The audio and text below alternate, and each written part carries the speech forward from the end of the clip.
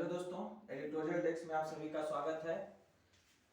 पिछले वीडियो में मैंने आपसे निबंध से संबंधित कुछ बातें शेयर की थी और बीपीएससी में जो परिवर्तन हुए हैं मेंस की परीक्षा में, उसमें जो निबंध का जो पेपर आने वाला है उससे संबंधित मैंने पिछले वीडियो में कुछ बातें आपसे शेयर की थी। आज उसी की अगली कड़ी की तरफ हम बढ़ेंगे और ये पहले जानेंगे कि निबंध में पढ़ना हमें क्या है और कैसे पढ़ना है, क्या लिखना है और कैसे लिखना है। इन सब चीजों पे हम आज डिस्कस करेंगे।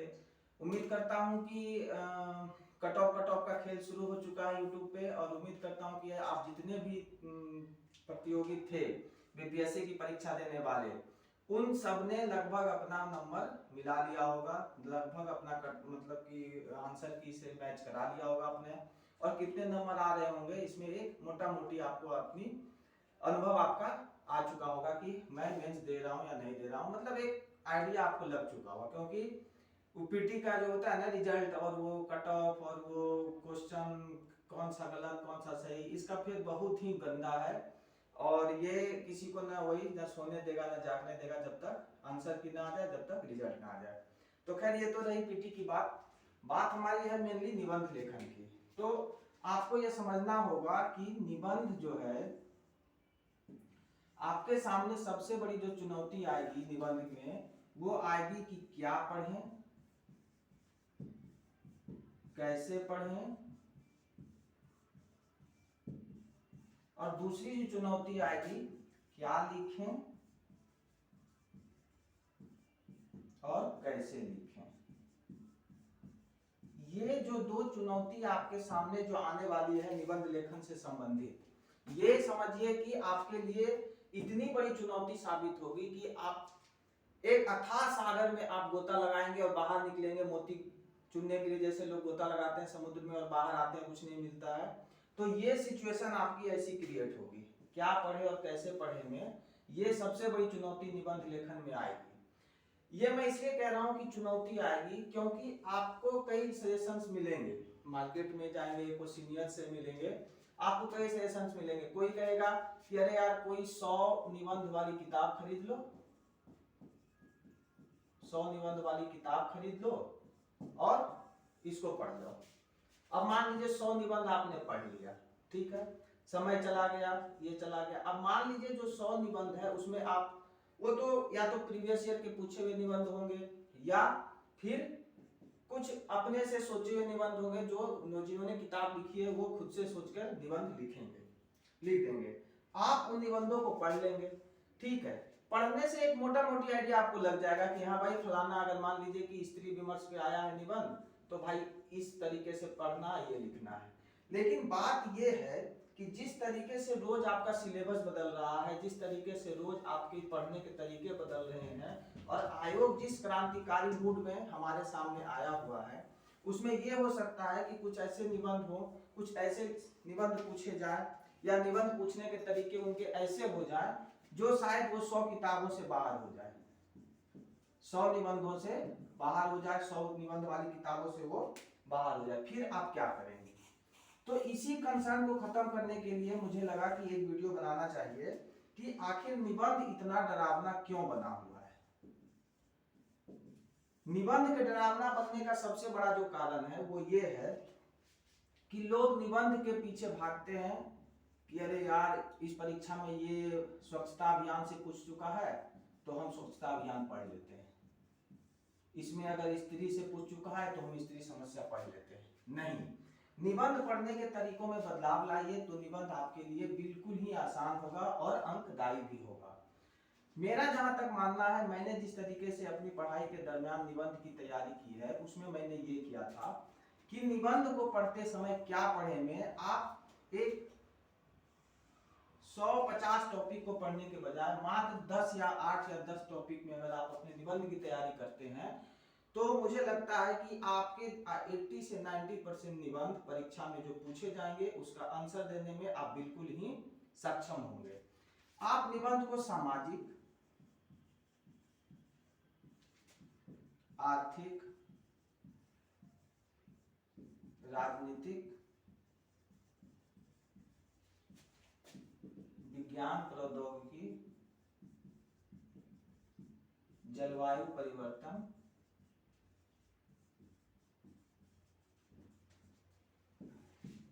आपदा प्रबंधन,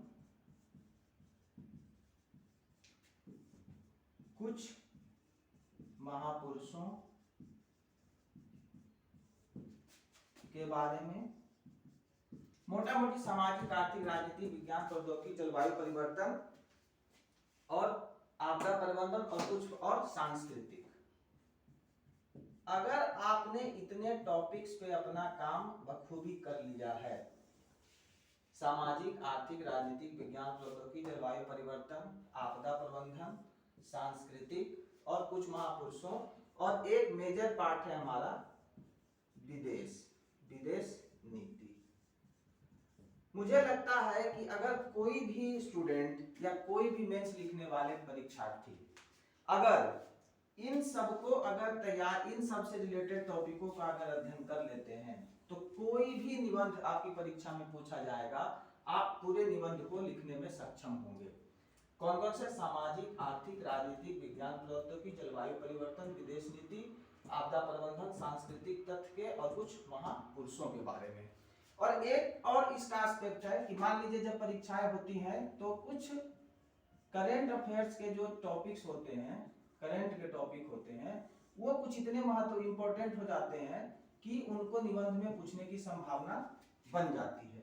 ठीक है, तो परीक्षा जब आएगी तो परीक्षा से 1-2 महीने पहले इस पे विचार किया कर लेना चाहिए कि कौन से टॉपिक ऐसे हैं जो निबंध के में पूछे जा सकते हैं। तो उस करंट अफेयर्स के टॉपिक्स पे आप निबंध की तैयारी कर लीजिए। तो पहला तो ये हो गया कि हमारा ये सेगमेंट हो गया कि हमें इतने में बांट के पढ़ना है।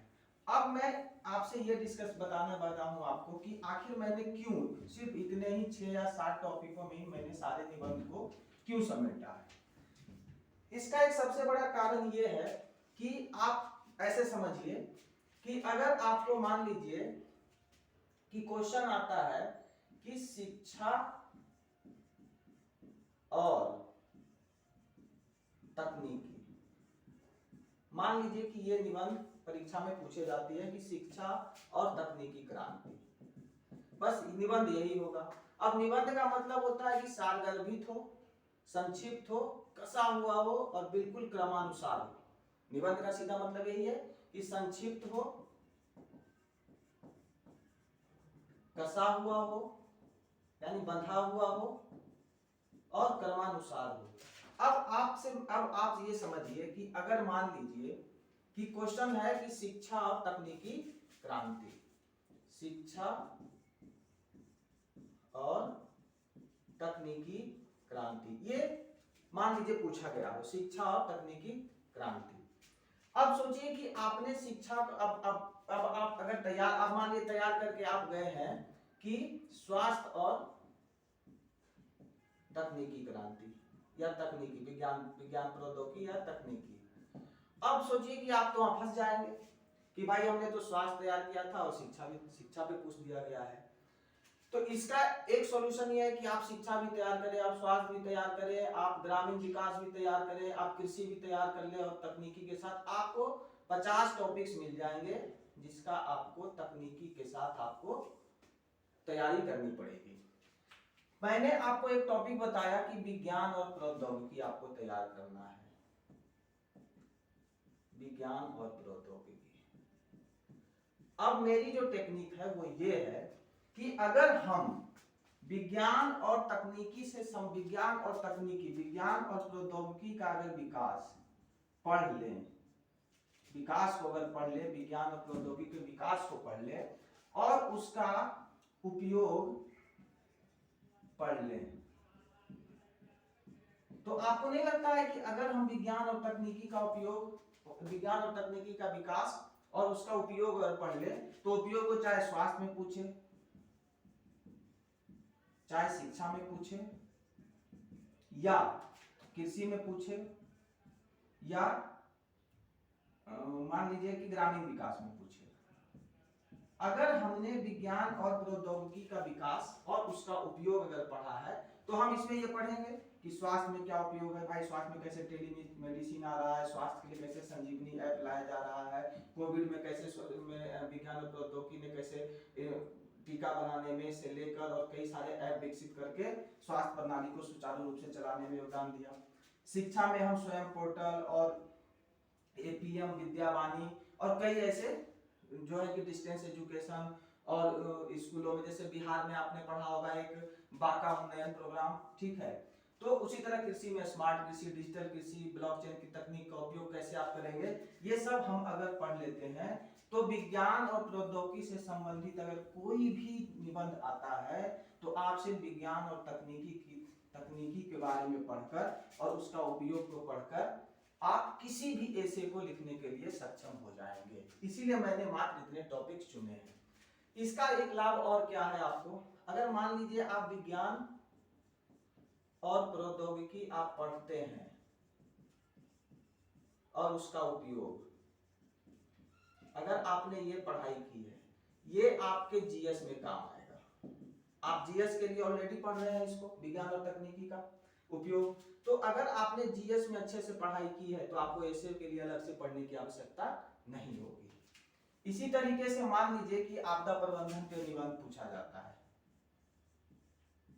आपदा प्रबंधन, आप मान लीजिए कि बिहार बाढ़ से बहुत ज्यादा ग्रसित है और सूखा से भी ग्रसित है, ठीक है। अब बिहार में मान लीजिए आता है कि बाढ़ और बिहार में उसका प्रभाव, मान लीजिए एक निबंध आता है, ठीक है। तो आप बाढ़ तैयार करके गए हैं, अगर पूछ देगा सूखा, पूछ देगा बिजली गिरना, सिर्फ यही लिखेगा कि वज्रपात और मानव जीवन पर उसका प्रभाव। अब आपको लगेगा कि अरे यार ये तो वज्रपात तो यार मैंने पढ़ा ही नहीं, वज्रपात तो इतना इंपॉर्टेंट था ही नहीं यार, वैसे पूछ दिया। लेकिन आपको पता होना चाहिए कि वज्रपात की समस्या बिहार में, बिजली गिरने की समस्या बिहार में काफी बड़ी चुनौती है। तो जब आप आपदा प्रबंधन से संबंधित चीजों को पढ़ लेंगे, मान लीजिए आपदा और उसका प्रबंधन आप पढ़ते हैं, ठीक है। तो आपदा और उसका जब प्रबंधन आप पढ़ते हैं तो आप उसमें सब कुछ पढ़ेंगे कि आपदा है क्या, आपदा क्या है, उसका उपचार क्या है, उसका प्रबंधन क्या है, रोकथाम क्या है, इतना पढ़ेंगे। सरकार उसके लिए क्या कर रही है, सरकार द्वारा उठाए गए कदम। अब आप जब आपदा पढ़ेंगे उसमें आप बाढ़ पढ़ेंगे, सूखा पढ़ेंगे, चक्रवात पढ़ेंगे, सुनामी पढ़ लेंगे, ये आपको सारे कुछ आपदा और उसके प्रबंधन में आप पढ़ेंगे। तो आप सोचिए कि सिर्फ एक टॉपिक अगर आपदा प्रबंधन को आप तैयार करते हैं, आपदा और उसका प्रबंधन, तो आपके इससे रिलेटेड कोई भी अगर आपका निबंध पूछा जाता है परीक्षा में तो आप देने के लिए सक्षम हो जाएंगे। तो इसलिए मैंने आपसे कहा कि निबंध में भटकाव की आवश्यकता नहीं है, 500 निबंधों को पढ़ने की आवश्यकता नहीं है, न ही निबंध के पीछे भागने की आवश्यकता है। आप जीएस की तैयारी के दरमियान जिस प्रपोर्शन को पढ़ रहे हैं, आपको चाहिए कि आप उसमें उस पॉइंट ऑफ व्यू से हमेशा सोचिए कि अगर इस पे निबंध आएगा तो मैं कैसे लिख सकता हूं। एक और उदाहरण से मैं इसको स्पष्ट कर देता हूं आपके सामने कि जैसे मान लीजिए मैंने आपसे कहा कि कृषि पे निबंध लिखना है, तो अगर मान लीजिए कि कृषि से संबंधित कोई निबंध पूछा जाता है, मान लीजिए पूछ दिया आपसे क्या कि वो सिंचाई योजना पर निबंध, कभी कभी योजना आधारित निबंध पूछे जाते हैं, कभी कभी किसान सम्मान निधि से संबंधित योजना मान लीजिए आपसे पूछे जाएंगे। तो आप सोचिए कि अभी कई सारी योजनाएं किसानों के लिए चल रही है, जैसे मान लीजिए मृदा स्वास्थ्य कार्ड चल रहा है, अभी स्मार्ट कृषि का बहुत ज्यादा है, डिजिटल कृषि है, डिजिटल मिशन भारत ने लॉन्च किया है, डिजिटल मिशन लॉन्च किया है। इतने आप सोचिए कि कृषि में कम से कम 50 ऐसे टॉपिक्स बन सकते हैं जो निबंध में पूछे जा सकते हैं। अब आप सोचिए कि क्या आपके लिए सक्सेस ये सही है और ये क्या इतना समय है आपके पास, क्या 50 निबंध सिर्फ कृषि पे पढ़े? नहीं। तो इसका सॉल्यूशन ये है, मुझे जो समझ में आ रहा है इसका सॉल्यूशन वो ये है कि आप कृषि पढ़ें। जब आप कृषि पढ़ेंगे तो दो फायदे होंगे, एक तो आपका जीएस का क्वेश्चन इससे सॉल्व होगा, दूसरा निबंध आपका कुछ भी निबंध पूछे आप लिख देंगे। अब जब आप कृषि पढ़ेंगे तो कृषि का विकास पढ़ेंगे, समस्या पढ़ेंगे, उसका समाधान पढ़ेंगे, सरकार की योजना पढ़ेंगे। आप जब कृषि को पढ़ेंगे तो पूरा होलिस्टिक वे में पढ़ेंगे। इसका इम्पैक्ट क्या पड़ेगा, किसानों की आय कैसे दोगुनी होगी, इसी का पार्ट पढ़ेंगे आप। किसानों की आय दोगुनी कैसे होगी ये पढ़ेंगे आप। अब आप सोचिए कि सिर्फ आप 2000 वर्ड का कृषि पढ़कर, 2000 वर्ड में अगर आप अपने नोट्स तैयार कर लेते हैं 2000 वर्ड्स में, तो 2000 वर्ड्स में कृषि के सारे एस्पेक्ट्स आप पढ़ सकते हैं। अब जब निबंध मान लीजिए पूछा जाएगा, एक निबंध आएगा कि भारत में कृषि और उसकी समस्याएं और समाधान, ये मान लीजिए निबंध है, पूरा आपके पास 2000 वर्ड का निबंध तैयार है, आपके पास पूरी सोच है, आपके पास सारे मटेरियल्स हैं, आपने कृषि का विकास पढ़ रखा है, समस्या पढ़ रखी है, समाधान पढ़ रखा है, सरकार की योजना पढ़ रखी है, आय दोगुनी करने के क्या उपाय है वो पढ़ रखा है। आपके लिए निबंध लिखना बिल्कुल आसान है। अगर जीएस में यही परीक्षा आता है, यही क्वेश्चन आता है कि भारत सरकार द्वारा किसानों की आय दोगुनी करने के लिए क्या कदम उठाए गए हैं और बिहार सरकार में का उसमें क्या योगदान है, आप यहाँ से अपने जीएस के क्वेश्चन सॉल्व कर लेंगे और कृषि पे निबंध लिख लेंगे।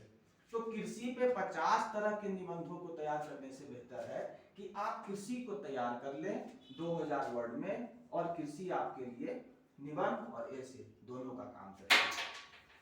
तो दोस्तों यही मेरा बताने का आज मकसद था कि निबंध के पीछे भागे नहीं, तो क्या पढ़ें और कैसे पढ़ें, ये आज मुझे लगता है कि आप लोगों को काफी हद तक क्लियर हो गया है। दूसरा, क्या लिखें और कैसे लिखें, इस पे मैं अगले वीडियो में चर्चा करूंगा। और क्या पढ़े में मैं आपको अभी मोटा मोटी 2-3 चीजें बता देता हूं। एक, योजना पत्रिका, दूसरा कुरुक्षेत्र पत्रिका, तीसरा संपादकीय पेपर के। ये हिंदी वाले अगर हैं तो दैनिक जागरण का राष्ट्रीय संस्करण पढ़ सकते हैं, दैनिक जागरण राष्ट्रीय संस्करण, और इंग्लिश में इंडियन एक्सप्रेस या हिंदू, आप में से जो जिसमें कंफर्टेबल हो वो पढ़िए। और किसी भी एक मैगजीन, जो मैगजीन बाजार में किसी भी पब्लिकेशन की आती हो अच्छी सी, उसमें अच्छे टॉपिक सेलेक्ट करके जो आपके एक ऐसे के लिए मददगार हो सकते हैं, उसमें से कुछ को आप छाट के उसमें से पढ़ सकते हैं। तो मेरे हिसाब से आप अगर सिर्फ इस 4 चीजों को अगर आप फॉलो करते हैं तो आपको निबंध के साथ साथ जीएस में भी बहुत हद तक मदद मिलेगी और आप बहुत अच्छे मार्क्स अर्जित कर सकते हैं। और प्रीवियस ईयर के निबंध तो वो बहुत ही सामान्य सी बात है, वो हर कोई पढ़ता है। प्रीवियस ईयर के निबंध को भी देखें। तो निबंध को पढ़ते समय बस यही मेरा बताना था कि निबंध को पढ़ते समय भटकने की आवश्यकता नहीं है।